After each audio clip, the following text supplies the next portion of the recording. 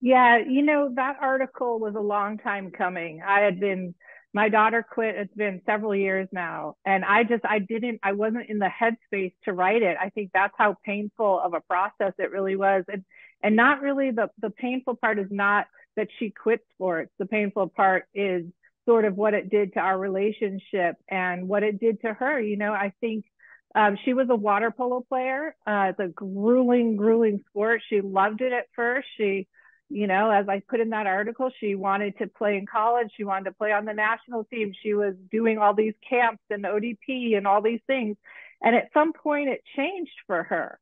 And, she was kind of in a school. We went there for water polo. You do all these things leading up to this, to like the eventual, they won a CIF championship, but okay, you're like, okay, why are we doing all this? And you start to think, okay, well, she's almost to college. She can use it to get into college. She can use it and I think when you start to like forget what it's really all about and you get caught up in pushing them and, you just lose sight of them as this little person that is maybe not wanting to play anymore. And, I wrote about it in there and I've just recently wrote about it again that there was a TikTok I saw by a kid who like posted something funny. He was trying to be funny about the ride home with his car, in the car with his dad. Marcus, there were 15,000 comments from young kids talking about how they are forced to play sports. And when I say forced, look, I think for the most part, most people would have thought I was a pretty mellow sports parent. I wasn't screaming. I wasn't screaming at her in the car. I wasn't doing all these things, but there was this pressure, right? This like the narrative around how you speak to them at home.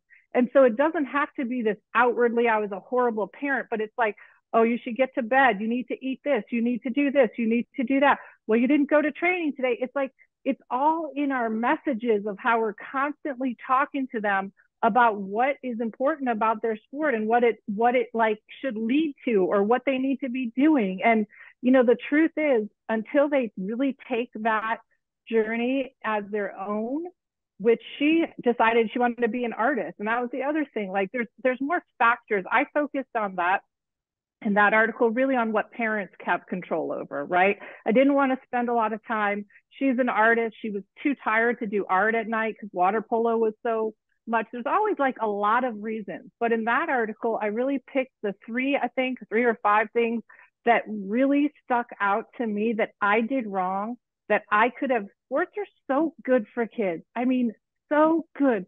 And we forget the reasons they need to be playing them is for the character, the grit, the like teammates, learning to get along with people. And when we get caught up in all these other things and we don't like just let them sort of control their journey, we really lose sight of what it's all about. And so I really wanted to write that article to help other parents keep their kids in sports longer. And also, by the way, there's nothing shameful about quitting their sport.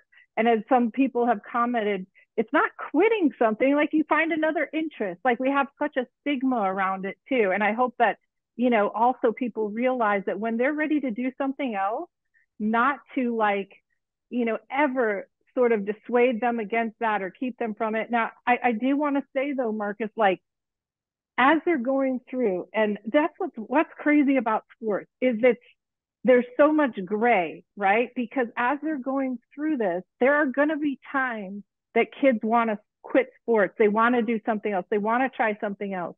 And there is nothing wrong with trying to keep them sort of like talking through what are the pros, what are the cons. Let's like kids interests change day and night, whatever. I'm not saying that you don't sort of help guide them and talk to them, but when they're really ready and they've really thought about it hard and it's ongoing and it's affecting their mental health, you have to listen. You have to let them make a change. You have to be like that person that's their support system instead of the person that they're fearing to tell, like all those TikToks.